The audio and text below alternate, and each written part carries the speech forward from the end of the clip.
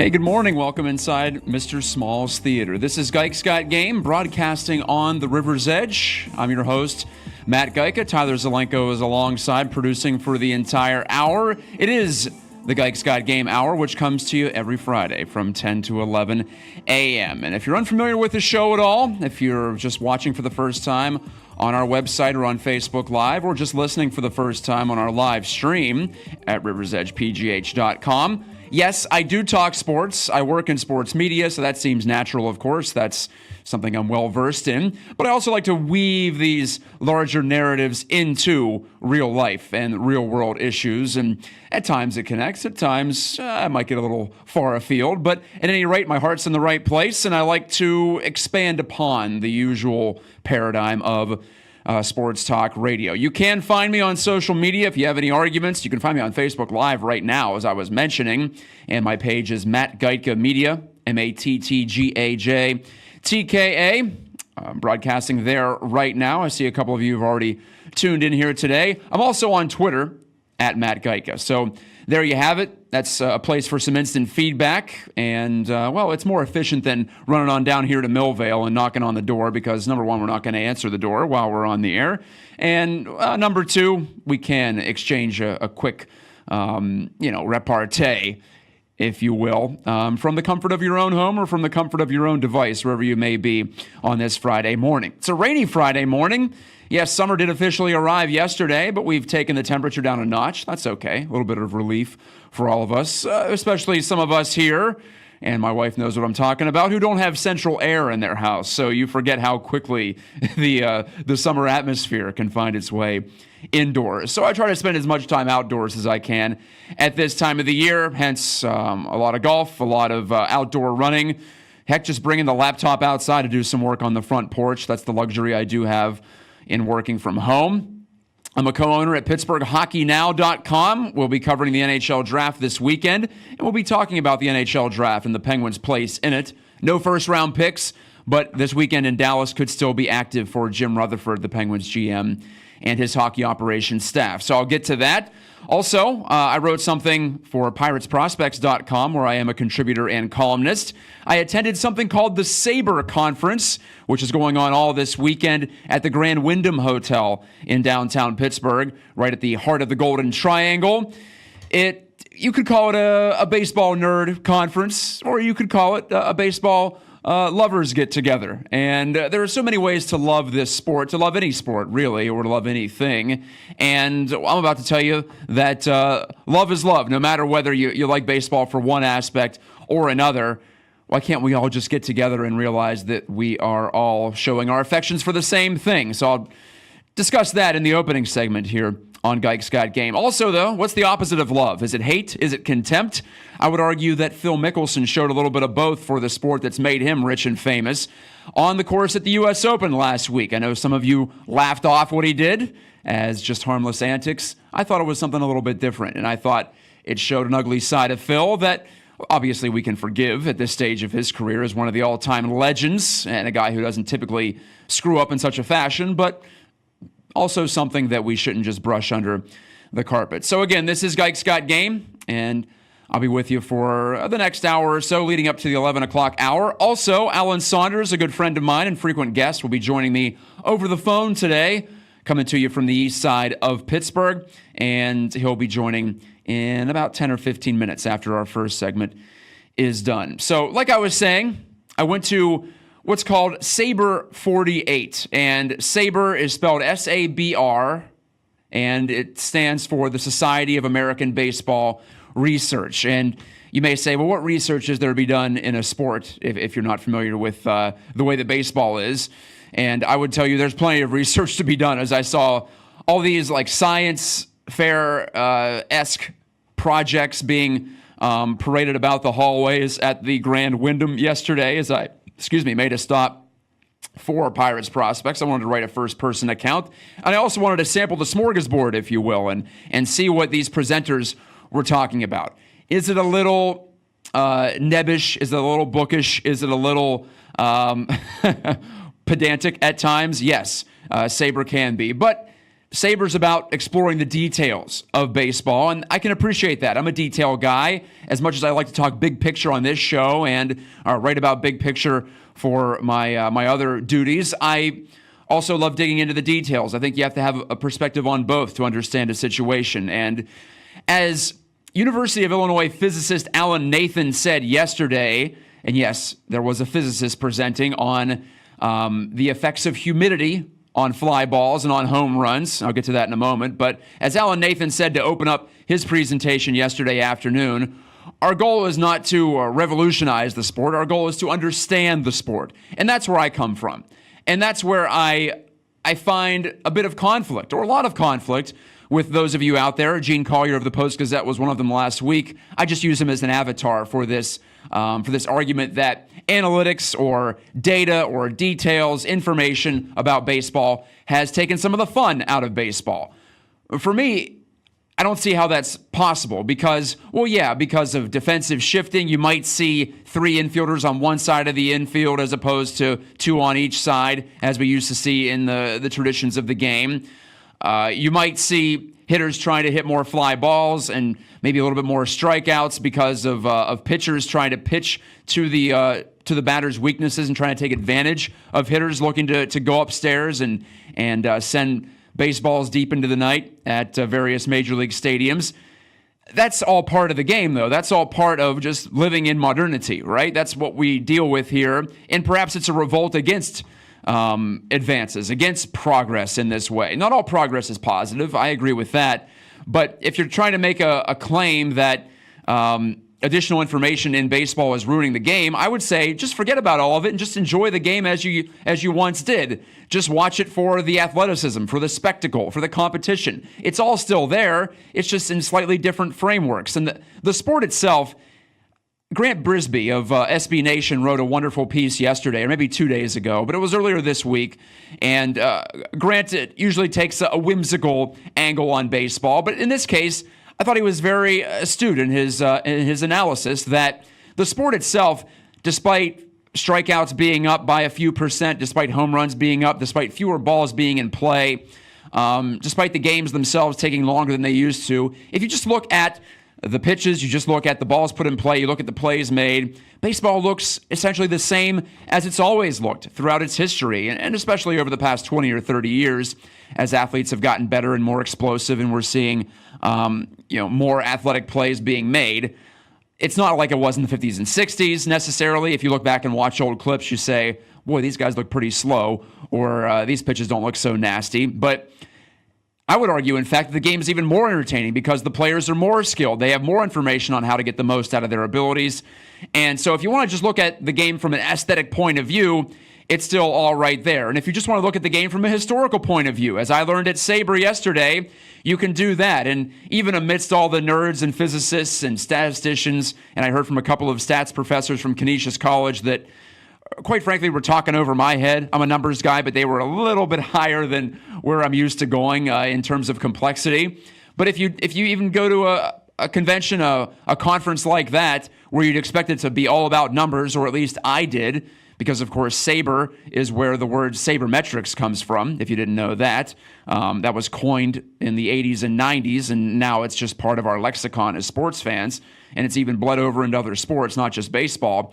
But yesterday, I was able to sit in for a half-hour lecture on the history of Pittsburgh Pirates broadcasters, a very subjective thing, a very non-numbers-oriented thing, unless you just talk about the years in which the Pirates were pioneers in bringing baseball to the masses via radio and then later TV. But it was a very soft presentation in that way. There were no hard numbers or hard data.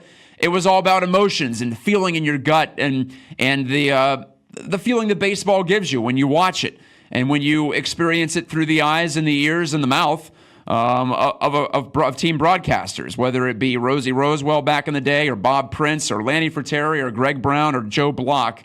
Or throw in Steve Blass and Bob Walk, the longtime color commentators too. So there was an appreciation for that from Kurt Smith, a writer who's on the Baseball Hall of Fame committee for the Ford Frick Award, which honors excellence in broadcasting in the sport of baseball. So that was there for you if you wanted it, and that is always there for you if you want it in the sport of baseball. There was also a description of how the Dodgers and Giants moved west and all their various machinations with the local political scenes and trying to get their teams from New York to San Francisco in the case of the Giants and Los Angeles in the case of the Dodgers, and what that meant culturally. So for me, I talk about big picture. I talk about folding sports into real life issues. It's not just about numbers and data and information and making use of that and being more efficient.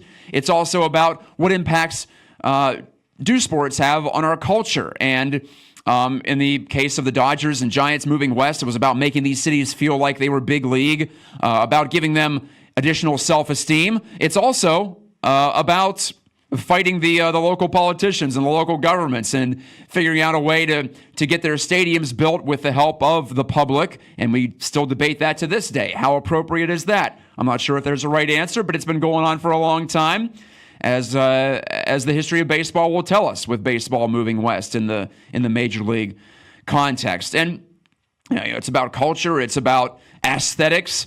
I love talking about sports uniforms. There was also a presentation about that at Sabre, or there will be this weekend, and it's going on throughout the next couple of days down there. If you want to stop by, there's baseball trivia. It's about bonding with people too. So the debate that, for instance, analytics or examining these sports a little bit closer takes the fun out of it, I just don't buy it. I don't understand it. And there's no reason for you, if you don't want to accept or you don't want to experience parts of this sport that are more data influenced, then you can just say forget it and step out. Or if you don't want to experience the emotional sides of it, if baseball or sports connects with you from strictly a data standpoint, number one, you're a little bit more rare than most, but number two, who am I to say that your love of the sport is invalid? And I think that has also applications in the real world too, of which you probably could figure out just over the course of the past 10 minutes or so. If you love something, who am I to tell you, or if you love someone, who am I to tell you that that's wrong? That's my standpoint on it. I'm a very live and let live type of a guy, as you may have realized. If you haven't realized it, you probably haven't been paying pretty close attention to what I put out there on a daily basis. This is one of those things that I put out there on a weekly basis. This is Gike's Got Game. I'm going to take a break here on the River's Edge and bring it back in with my friend and colleague at Pirates Prospects, Alan Saunders. We're going to talk a little bit more the nitty-gritty of sports now, but also how he enjoys the game and how he is connected with the game over the years. So that should be interesting. Alan always has plenty to say, and we'll be back with you to bring that to you on the River's Edge after this break. Hey there, William John III here from Wake Up on Fire Productions. I want to talk to you about Yins Fest 2018. It will be at Mr. Small's on June 30th. We love the buzz that's burning in Pittsburgh's music scene right now, and we want to put on a different type of festival. We are booking over 24 musical performers who we don't think are receiving the media attention that we think they should, and we aren't leaving out poets, writers, artists, and local vendors to give you a real taste of the Pittsburgh Underground. Yins Fest is Pittsburgh's music festival alternative, hosted at Mr. Small's entire campus, including the theater, the funhouse, and the brand spanking new war room. It's been exciting to watch Mr. Small's grow. It's been thrilling to witness the new talent in musicians, local businesses, and writers flourish, and we want to bring it all together. Mr. Small's, June 30th, all ages. Doors are at noon, and it goes well into the evening. Make an entire day of it. They have several full bars, they have food, they have indoor and outdoor activities. What more could you want? Come discover your new favorite band before everyone else does at Yins Fest 2018, Pittsburgh's music festival alternative. Back in after a bit of a break here on the River's Edge. Thank you for watching and listening. As always, riversedgepgh.com is your place for local music. In addition to local talk, we mix that in, and I mix it in personally every Friday here from 10 to 11 a.m. at the top of the hill here in Millvale at Mr. Small's Theater. Always a hub of activity, especially, well, leading into the weekend. That's their time of the day, or the time of the week, right? And the time of the day at the moment is, well, it's still the calm before the storm, even though it is currently raining out there. And if you are driving around, flooding's become a big part of Pittsburgh this spring. It's, well, we've had more rain than I think almost every major metropolitan area in the United States this spring and summer now. So you're not just making it up. It's not all just in your head. So yeah, you can feel free and bitching about it a little bit if you want. Anyway, I'm not here to talk about the weather. I'm here to talk about sports in the context of the real world and real life. But I dug pretty deep into the details yesterday at Sabre Conference, which is being held in Pittsburgh this weekend in conjunction with the Pirates series against the Diamondbacks. Plenty of those folks who were down there yesterday and will be down there today and tomorrow are going to be checking out the game. So that should put to bed the thoughts that baseball nerds don't want to watch the sport. Whenever you hear people say, just watch the game, well, they do watch the game, and they go a little bit deeper than that, too. And someone else who goes a little bit deeper on baseball, and all sports, really, is on the phone right now. He's on our guest line here on the River's Edge, and his name is Alan Saunders. He's a colleague of mine at Pirates Prospects. He also writes about basically everything for the Associated Press, Pittsburgh Sports Now, Pittsburgh Hockey Digest. Alan, good morning.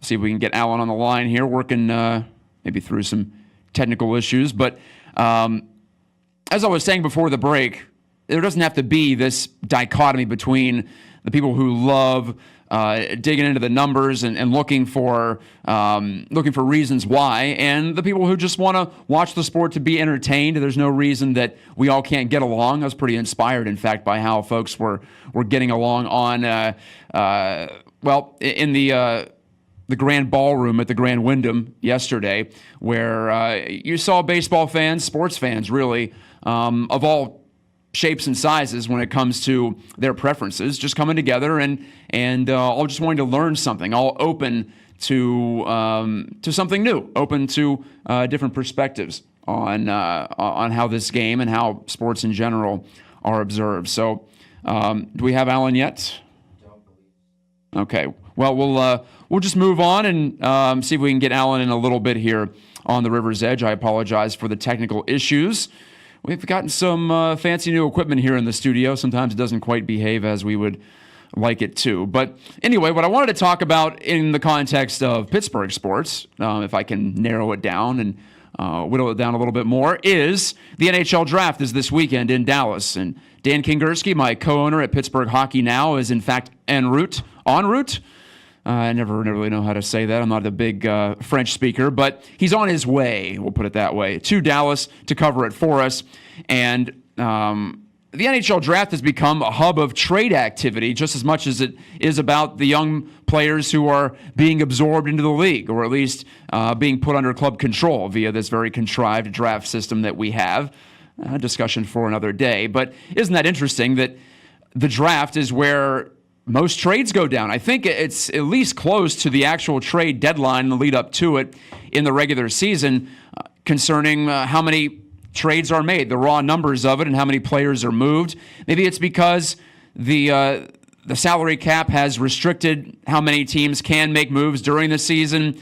You can no longer just take on unlimited salary. So when you can settle down and settle in after the conclusion of the season and realize exactly what your plans are for the next year, how much money you have to work with, where exactly you stand, because at times there's some ambiguity. Are you in the playoff field or are you out of the playoff field? Well, everyone's on a level playing surface in the offseason, so perhaps that is the reason why so many trade discussions come to fruition here at the draft. And you'll remember 3 years ago, Phil Kessel wasn't traded to the Penguins at the draft, but discussions were going on. Discussions were being made with Jim Rutherford and his hockey operations staff. That was his second offseason in charge. Jim made a big move, and Jim Rutherford is known to make big moves. He doesn't typically tarry for long. He'll have some patience, don't get me wrong, but when he feels like it's time for action, he goes big, as the Phil Kessel trade might be the best example of that. And well, 3 years down the line, we're talking more about Phil Kessel, and we're talking more about the Penguins making an adjustment here. But as I've written, and as I've even discussed on this show, I'm not sure the Penguins are that far from the team that we saw in 2016, the second half of that season, when Mike Sullivan took over and shifted them into a higher gear, when Carl Hagelin was acquired, when Justin Schultz was acquired via trade, when Trevor Daley was brought in exchange for Rob Scuderi, some magical GM alchemy I will never fully understand right there. But the Penguins made big moves. They made significant moves that year. And I think still the heart of that team, I know the heart of that team is still there and still capable. And I think Derek Brassard, after an offseason to recuperate from that injury that held him back in the playoffs, I think Phil Kessel with an offseason, with a summer to rest up and reconsider what's going on between him and Mike Sullivan and all the reports that we hear, some of which that were on Pittsburgh Hockey Now, about the coaching staff getting irritated with Phil Kessel. But I think a summer away, a longer summer than what they've had the past 2 years, could be the cure to what ails the Penguins. And I think they could make another serious run with this same core. Maybe Chris Letang is a little bit better too after reflecting on his season and how difficult it was to get back into it. I'm not saying that a big move like moving a Letang or a Kessel or even a Derek Brassard, who they just picked up at the deadline this past year, I'm not saying those moves are inappropriate, but I also think the Penguins should be cautious, and maybe Penguins fans should be a little bit nervous about a potential big move because it doesn't really seem necessary. And a report from the Pittsburgh Post-Gazette's Jason Mackey this week said the Penguins were interested in signing Jack Johnson. I looked into his numbers yesterday on PHN Extra on Pittsburgh Hockey Now. Sign up if you are interested, by the way, or if you like what you saw in that little preview I gave you at the top. But his numbers look like Rob Scuderi's numbers. His numbers look like a guy who's in serious decline despite being just 31 years old. And I don't care if Sidney Crosby has a relationship with him or if the Penguins think he can give them some toughness and some hitting and some depth to their defense core. He's going to want too much money, I think, for a team that's always pressed up against the salary cap and a team that has several restricted free agents to re-sign. Guys like Brian Rust, guys like Jamie Oleksiak, guys like Riley Sheahan. I'd bring back all three of them, frankly, if I could, and that's going to take up quite a bit of cap space. Now, if the Penguins make a trade, if they dump off some salary somehow, then maybe they can dip into the free agent market, but there are better moves than Jack Johnson. And when I hear Jack Johnson's name out there, that's when I get a little bit leery, and that's when I would get leery if I were you, loyal Penguins fan, because that seems like a move to get tougher, to get stronger, as opposed to get better at driving play, to get better at creating offense. Not that Jack Johnson can't do it, but he hasn't really shown much of that in the past couple of years. Maybe he can't do it anymore.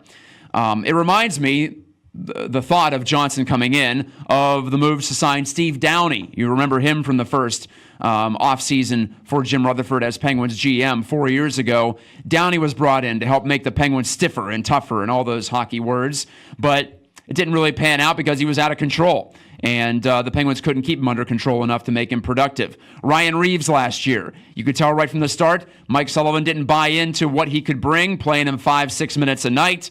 Not truly unleashing Ryan Reeves in the way that perhaps Jim Rutherford felt that could have been done here in Pittsburgh. He was moved at the trade deadline, and we saw him play a little bit in the playoffs for Las Vegas. I think he can be still mildly effective, but he didn't seem to fit the scheme of the Penguins. And every time the Penguins have made a trade or made a move under Rutherford to get tougher, to get stronger, or to add grit or intangibles, it seems like that would be the only reason to sign Jack Johnson. It hasn't worked out. So that's why I'd be a little bit nervous. And Rutherford, for all of his merits, he's not infallible. And I know he's leaning more on his analytics staff and the information at his disposal due to the researchers on board there at the Penguins, led by Sam, whose last name is escaping me right now, from Carnegie Mellon. Goodness gracious, I'll get it after the break. But the Penguins have developed a nice system where they have the quote-unquote numbers people feeding them information, and also the folks watching the games and scouting the games from an older school perspective feeding into it. So in that way, I don't think Jack Johnson's coming to Pittsburgh, but I wouldn't rule it out just because of what we saw last year with the acquisition of Ryan Reeves, also at the NHL draft. So keep your eye on the draft. Not for the actual draft. If it's the first round tonight in Dallas, the Penguins don't have a pick unless they trade for one. So we'll have to wait until the second and third rounds and fourth rounds and further to see which young players the Penguins add. For the most part, though, most Penguins fans are going to be looking to see, are the Penguins going to shift things around on their NHL roster? So I don't know if they really should, but if it's the right move, it's the right move. And either way, you shouldn't say absolutely yes or absolutely no. I think that much is at least clear in this moment of ambiguity for the Penguins franchise, trying to reboot and refresh and make a run at 3 championships in 4 years in the 2018-19 season. This is Gike's Got Game. I am Gike, Matt Geica. That's an old childhood nickname for both me and my dad going back in the day in Weirton, West Virginia. Thank you so much for watching and listening. I'll be back after this break. We'll try to get Alan Saunders on again here on the program if we can. Keep it right here. Hey folks, it's Mike Sasson of The Mike Sasson Show. Me and Alex, my producer extraordinaire, looked at the landscape of internet radio and figured if we want to make it, we've got to work at least an hour earlier. Now on at 9 a.m. every Tuesday on the River's Edge, a new kind of radio. We're back on Gike's Got Game, and I say we, it's myself and producer Tyler. To my left, stage right, Alan Saunders unable to join us due to some technical problems here. We're working through it. Might just be my phone, in fact. If we may pull back the curtain, I try to be as upfront with you as possible on this program and in other formats. So, hey, just letting you know that we wanted to get Alan on to talk about baseball, hockey. Like I just mentioned, the Penguins have quite a bit on the table, it appears, at the NHL draft this weekend down in Dallas. And again, like I said, Dan Kingerski, my co-owner and colleague at Pittsburgh Hockey Now, will be on site for us. So we appreciate the NHL credentialing us, and we've had a lot of success so far reporting on various things related to the Penguins and the NHL. So we're glad to have you aboard if you want to join us and be a member of PHN and have exclusive access to PHN Extra, our subscription content. Then just go to the site, pittsburghhockeynow.com. And, well, speaking of subscriptions, I also write for Pirates Prospects, and I'll have my column on Sabre 48, as I've mentioned several times on this program. That'll be up this morning. I believe it should be up pretty soon, in fact, on the website. So look for my work there. Look for my work at at Pittsburgh Hockey Now. And listen for my voice on the Pittsburgh Riverhounds broadcast. They're on the road. They're in Charleston, South Carolina, for a big matchup against the Battery, one of the old guard teams of the USL. The Riverhounds still with just one loss in 13 league matches. They wiped out New York Red Bulls 2. 3-0 at Highmark Stadium this past Saturday, a real feel-good win for the Hounds. Multiple goals at home, heaven forbid. We haven't seen that since early April. But despite some of those offensive struggles, some of those problems finishing in the attacking third, the Hounds are right near the top of the standings. And if we dare to dream about a sweep on this road trip, they could be in first place by the time they play at home again on the 4th of July. In fact, I'll be traveling down to Louisville for the Hounds matchup against the defending USL champions. That's this upcoming Wednesday, and I'll be broadcasting the match with a radio feed, audio-only feed on the Riverhounds Facebook page. I haven't mentioned that anywhere yet, but I should do it now as those details have been finalized. So I'm really looking forward to that. We had great response to my putting forth a similar broadcast from Erie up, last month for the U.S. Open Cup match there when there was no video feed. There will be a video feed available on ESPN Plus for this match against Louisville, but I'm going to bring you the Riverhounds perspective via audio. So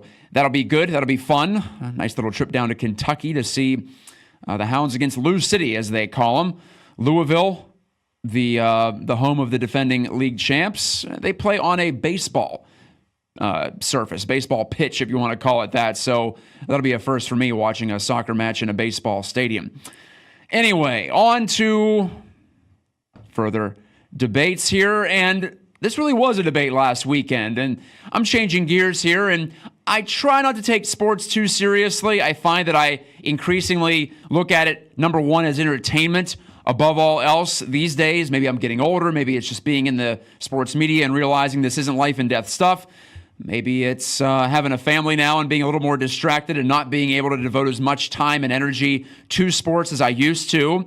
But I also still have my moments where I'm like, okay, that's a bridge too far. That was a step outside the bounds, and that wasn't okay. And that was my initial reaction, and then as my continued reaction to the actions of one Phil Mickelson, Golf Hall of Famer and fan favorite for a lot of people, including me lately. I never was that much of a Phil guy when he was going head-to-head with Tiger Woods last decade as they were fighting for golf supremacy. Tiger won that battle, of course, no matter which measure you use. But Phil was right there in terms of popularity, and I think he still is.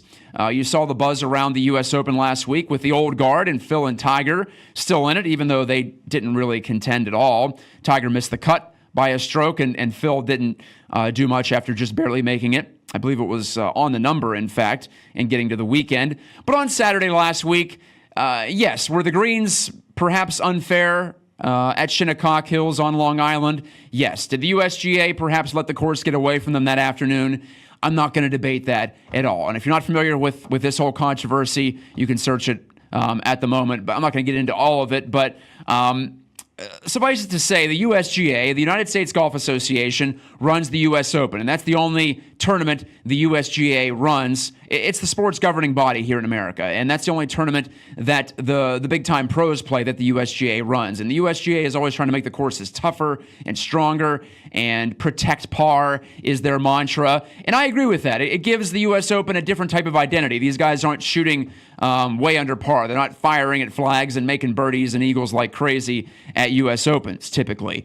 But there's also a line there. You don't want to trick out the course, to use a golf term there. You don't want to make it into a circus situation or make it unfair. You don't want to penalize good shots. You want to penalize the bad shots or even the so-so shots at the U.S. Open, but you will still want good execution to be rewarded. And there were certain greens and certain spots on the course late day Saturday as the course dried out that were unfair. I don't think there's any dispute there. But when Phil Mickelson hit his putt past the hole, by the way, it was a terrible putt on, I believe, the 13th green, and then ran down to hit the ball while it was still in motion. If you don't play golf, that's not allowed. You have to wait for the ball to stop before you can play it again. That's pretty basic. And for Phil to say after the round that, yeah, that was all part of the plan. He wanted to do that to save himself a stroke or two. You do get penalized for that, by the way, for interfering with a ball in motion, but you don't get disqualified for it. You don't get thrown out of the tournament, which I would argue, and many people argued, that Phil should have been because he was showing an outright contempt for the USGA, for, I feel, his playing competitors, and also being too smart for his own good, for going around the rules, for trying to circumvent the rules and take advantage of them. For me, number one, the USGA and the PGA Tour needs to close that loophole. If players can just go and run and save their ball from falling into a hazard or going into a precarious spot, like Phil did this past weekend, then that's going to compromise the integrity of the game. And I know I always make fun of people who say the integrity of the game and, oh my goodness, what are we going to do? They're making light of our fun and games here. I'm not going that far, but I'm also acknowledging that you need to respect your fellow players, and Phil has come out and he has apologized for what he did on Saturday for basically turning the U.S. Open into a bit of a farce there. So I'm wondering, is there ever a spot where something like that is justified? I saw the broadcaster for the Cubs, in fact, TV broadcaster Len Casper, say that was the equivalent of a pitcher not getting a strike call from an umpire and then mooning the umpire on the mound. I don't know if it's really that far, but it's pretty close. You're showing disrespect for the governing body and disrespect for people who try to adjudicate the game, who run the sport, and for better or worse, they all make mistakes, right? But for better or worse, these are people that we should at least have some baseline respect for. And to make a mockery of the game, like I would argue Phil did over the weekend, yeah, some would say it's frivolous and funny if you're not invested in the sport of golf. There's Phil just being Phil and thumbing his nose at the USGA or mooning the USGA, to use Len Casper's metaphor there, or his comparison. Like I said, I'm not sure I'd go that far, but there is a similar spirit behind it. And if I were the USGA, I would have just thrown Phil out of the tournament for that. And I feel like we shouldn't endorse that type of behavior. We talk about sportsmanship all the time, right? And it can go too far. These sports can be too formal, and we can take them too seriously. But there's also a moment where you have to realize that people are out there trying to earn a living. These golfers are. And there are certain mores and there are certain normalities in the sport. And if these things aren't respected, then suddenly I feel like the results that are generated and the good faith that fans have in the game can also be eroded. So not that Phil ruined anything by any means, but I think it'd be wise of the USGA and golf in general to nip this in the bud and change the rules and also establish that if anyone does this again, they'll be thrown out. Do you care? I don't know if you care. My brother Mark, who was in studio a couple of weeks ago, he plays golf. He takes sports pretty seriously, I would say. He thought it was hilarious. And Phil trying to show up the USGA and say, hey, this is unfair. These playing conditions aren't legit. So I'm also willing to accept that fellow golf fans like myself may not have the same perspective as me on this one, but for me, it's unacceptable because you show contempt and it's a lack of respect for your fellow competitors out there and people like myself who love the game and want to see it competed on the up and up. It just felt like a player trying to take advantage of a situation and in some ways putting himself above the game in that way. That felt selfish to me, but Phil doesn't need my approval. Phil doesn't need my fandom. Like I said, I've never been a huge Phil guy. I was always more of a Tiger guy, so, and I've admitted that on this show, I'm biased in that way. So maybe take what I'm saying with a grain of salt. We'll take a final break here and come back for a quick overtime segment on Geick's Got Game. Thank you for sticking with us throughout the hour. I am Matt Geica, and I shall return in mere moments from Mr. Small's Theater in Millvale. You didn't wash your hands! People who do not wash their hands should be fined. And I'm sorry, I don't know about all of you, but if you're gonna castrate me, you might as well just kill me! So enjoy your hot dog, you jackass! Get educated with Brian Crawford live Monday, Wednesdays, and Fridays at 10 a.m. here on the River's Edge. Back for a final lap around the course here. This is Geick's Got Game. I am Matt Geica. Thank you so much for being with us and for sticking with us. We wanted to get Alan Saunders on. We'll try to get him on again next week. Alan is a valued contributor here, and you are valued listeners and viewers. I am Matt Geica, and this is my show here at the River's Edge. And we are high atop Millvale, the burgeoning borough. I'm not even sure if it is a borough. I've brought this up before. Is it a city? Is it a town? Is it a suburb? Is it a borough? It's a collection of people. We'll call it that. Why do we have to put labels on everything here? We're right across the Allegheny River from downtown, and it's a pretty happening place, if I may say so myself. Personal favorite of mine here in Millvale, actually, is Strange Roots, if I may spit that out, Brewing Company, just down the road here, out by Route 28. I'm a big fan of sour beers, of fruit-infused beers. I like different flavors, and I like tart. I like bitter in that case. And if you are a fan of experimental things, as you might gauge by the name, Strange Roots is certainly a place for you to go check out, a cool little tap room, and just one of many interesting spots here in Millvale. Like I said, last week, the real estate around this area is getting snapped up too, so I feel like the secret is definitely out, whether it be here or up the road in Ross, where myself and my wife and our little boy live. It's you don't see for sale signs out for very long. So even without Amazon coming to town, I don't know if they're coming to town or not, but it feels like some of these market inefficiencies and where people live, well, it's shifting. It's now the near north, if you want to call that, here in Pittsburgh, that is getting the lion's share of the attention. I just wanted to throw out a philosophical thing for you before I go here on this June 22nd, our first show of summer here in year of our Lord 2018.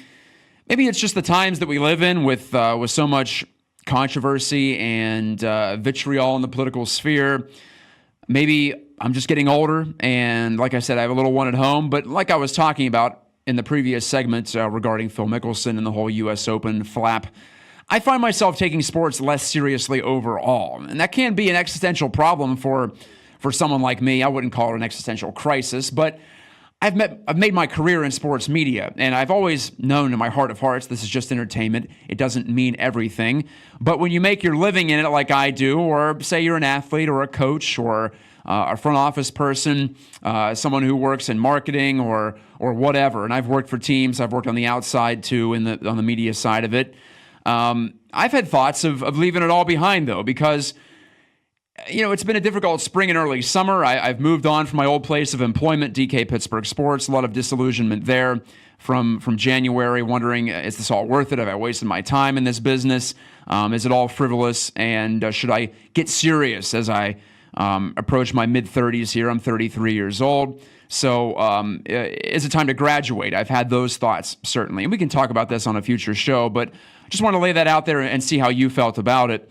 Part of the reason why I love this show, in fact, is that I get the freedom to tie real-life issues into the world of sports, and I hope I do that decently well to give you a different prism on sport. But I'll admit that I thought maybe there are better ways to spend my time and effort here on this earth. So don't get me wrong. I still think sports are important, and I think they can be a force for good, and that's why I get encouraged when I watch things like the World Cup, and I see Mexican fans and German fans in the same area, both able to celebrate their team's triumphs or lament their team's difficulties in the same sphere and not fight each other, not get into that classic soccer trope of hooliganism.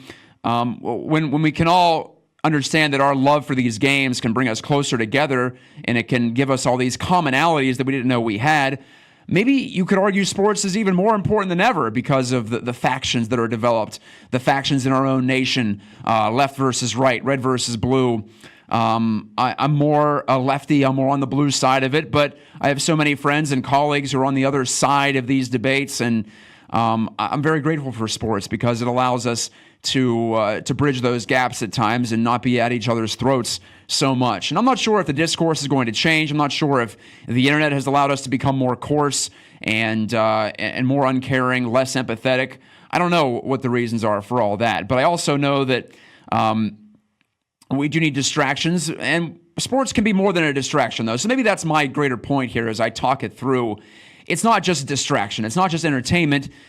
These games are important because they do bring us together, and they do help us realize our shared humanity in that way. And if sports can do that, if I can help promote that by being a part of sports from a media perspective or even from a participatory perspective, if I'm running a road race alongside a Republican or alongside a right-wing person, we're all in this together at that moment. And that needs to be treasured, and that needs to be sustained and built up, in my opinion. So as I talk it through, like I said, yes, sports taken too far can be a distraction, can take us away from what we really need to be focusing on, but can also be a productive thing and a positive thing, a positive force in our lives. So if I may leave you with one thought here as you go into your weekend, let us let sport be that way. I'm taking part in a run walk tomorrow to benefit Children's Hospital.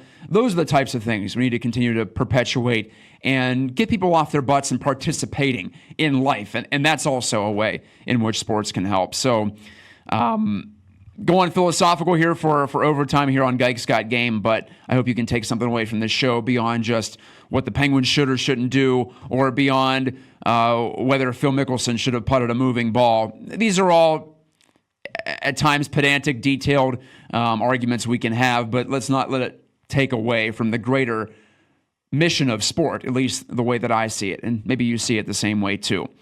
Thanks to Alan Saunders, thanks to Tyler Zelenko, thanks to you for listening and watching. I am Matt Geica reminding you that when the radio fades, you know life's moving fast. Awesome to be with you here again. I don't take this for granted, this opportunity, this platform. Thanks to Brian Crawford, the head honcho here at the River's Edge, and Sarah Kramer for all their help and all their support behind the scenes. God bless, and I'll talk to you next week for another edition of Geiks Got Game.